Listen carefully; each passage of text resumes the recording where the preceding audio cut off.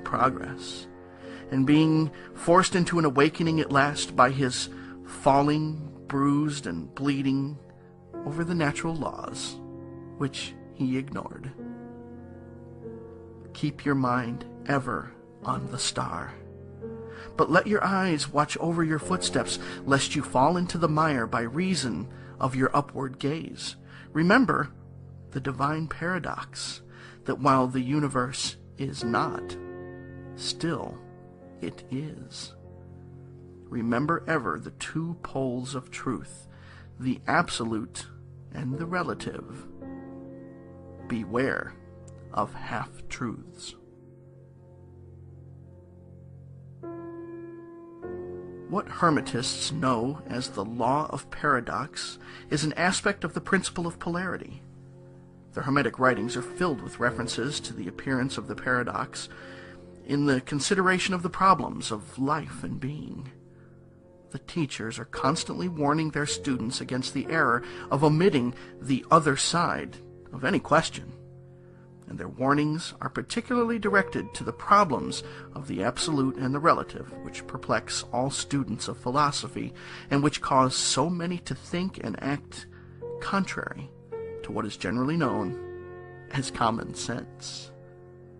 And we caution all students to be sure to grasp the divine paradox of the absolute and relative, lest they become entangled in the mire of the half-truth. With this in view, this particular lesson has been written. Read it carefully.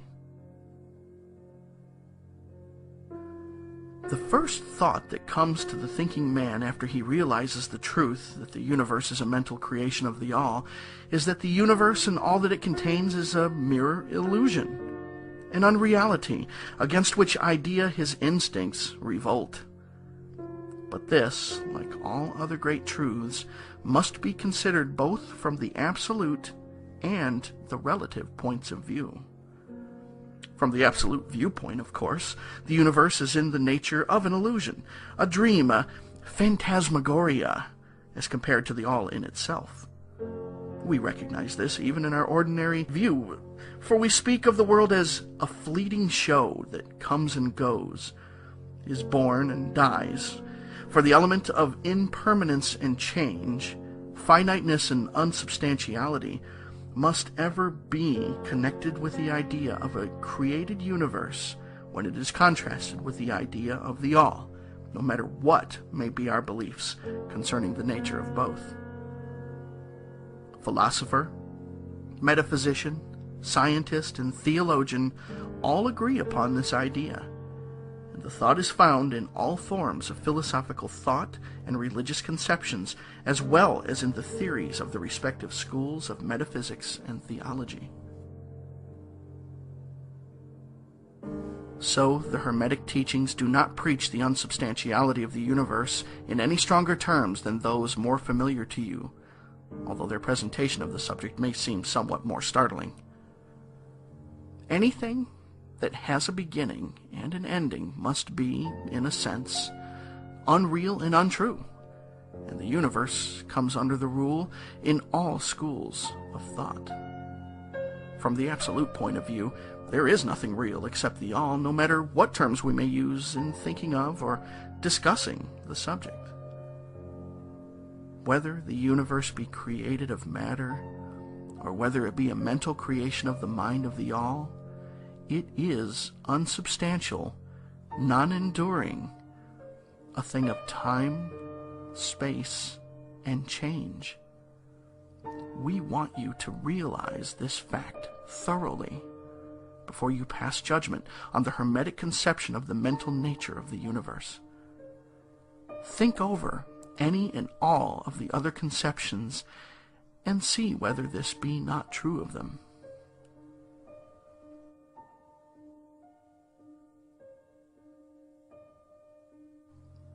But the absolute point of view shows merely one side of the picture. The other side is the relative one.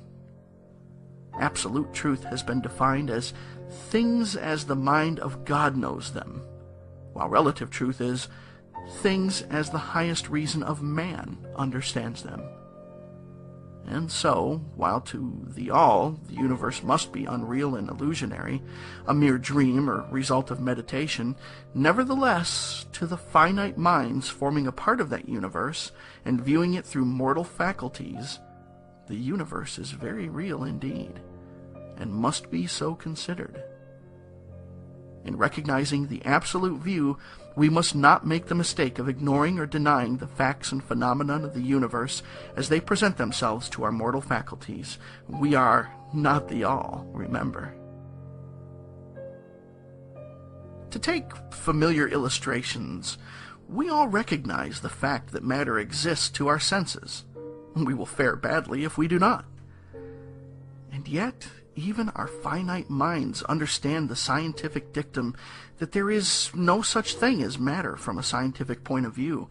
That which we call matter is held to be merely an aggregation of atoms, which atoms themselves are merely a grouping of units of force called electrons or ions, vibrating and in constant circular motion. We kick a stone, and we feel the impact. It seems to be real, notwithstanding that we know it to be merely what we have stated above. But remember that our foot, which feels the impact by means of our brains, is likewise matter, so constituted of electrons, and for that matter, so are our brains, and, at the best, if it were not by reason of our mind, we would not know the foot or the stone at all. Then again, the ideal of the artist or sculptor, which he is endeavoring to reproduce in stone or on canvas, seems very real to him. So do the characters in the mind of an author or a dramatist, which he seeks to express so that others may recognize them. And if this be true in the case of our finite minds, what must be the degree of reality in the mental images created in the mind of the infinite? Oh, friends, to mortals this universe of mentality is very real indeed. It is the only one we can ever know. Though we rise from plane to plane, higher and higher in it. To know it otherwise, by actual experience, we must be the all itself. It is true that the higher we rise in the scale, the nearer to the mind of the Father we reach, the more apparent becomes the illusory nature of finite things. But not until the all finally withdraws us into itself does the vision actually vanish.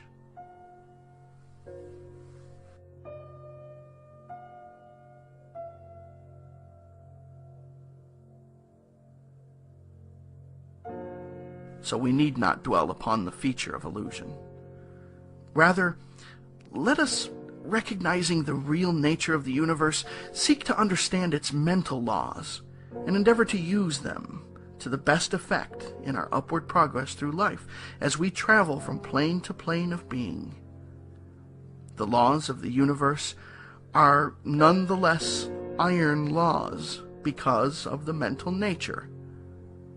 All, except the all, are bound by them.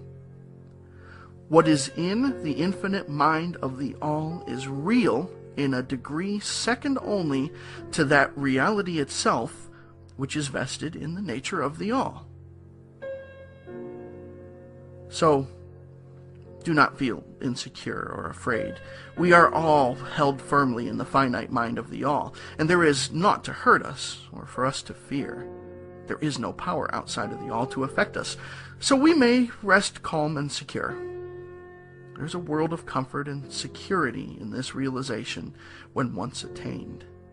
Then, calm and peaceful do we sleep, rocked in the cradle of the deep, resting safely on the bosom of the ocean of infinite mind, which is the all. In the all, indeed, do we live and move and have our being.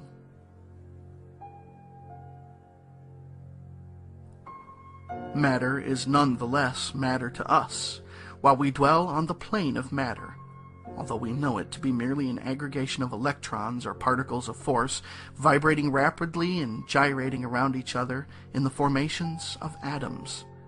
the atoms in turn vibrating and gyrating, forming molecules, which latter in turn form larger masses of matter.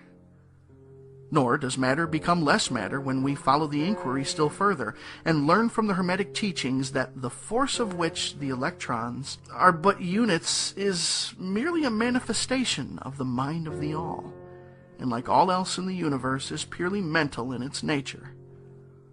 While on the plane of matter we must recognize its phenomenon.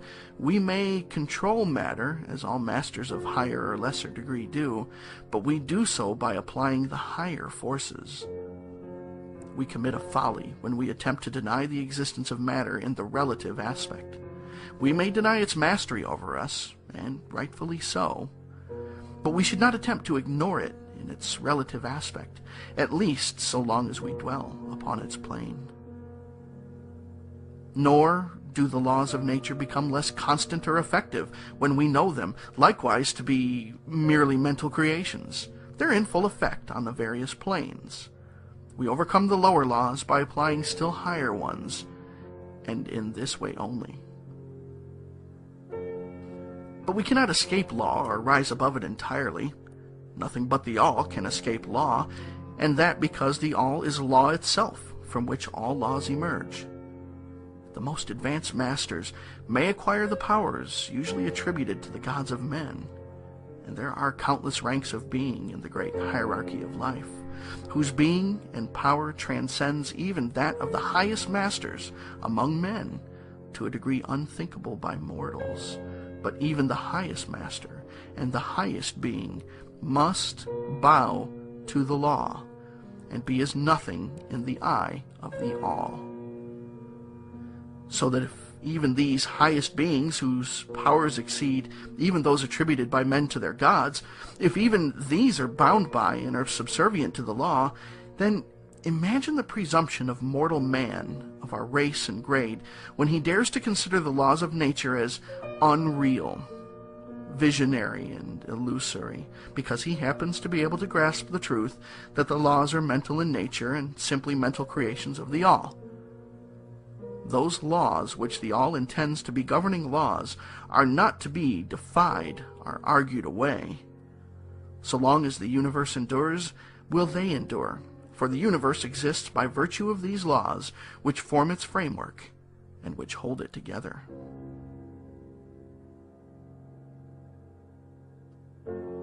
The Hermetic principle of mentalism, while explaining the true nature of the universe upon the principle that all is mental, does not change the scientific conceptions of the universe, life, or evolution. In fact, science merely corroborates the Hermetic teachings. The latter merely teaches that the nature of the universe is mental, while modern science has taught that it is material, or of late, that it is energy at the last analysis.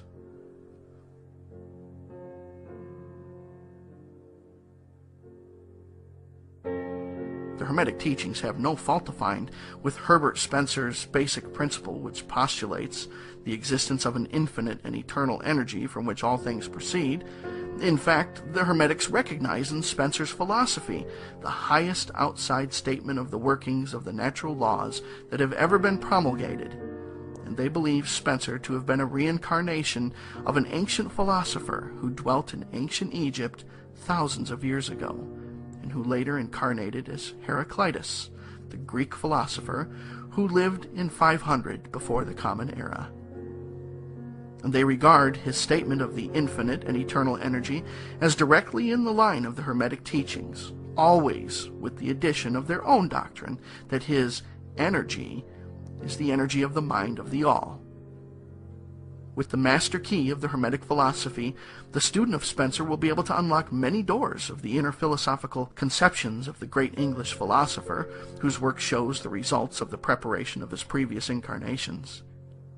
His teachings regarding evolution and rhythm are in almost perfect agreement with the Hermetic teachings regarding the principle of rhythm.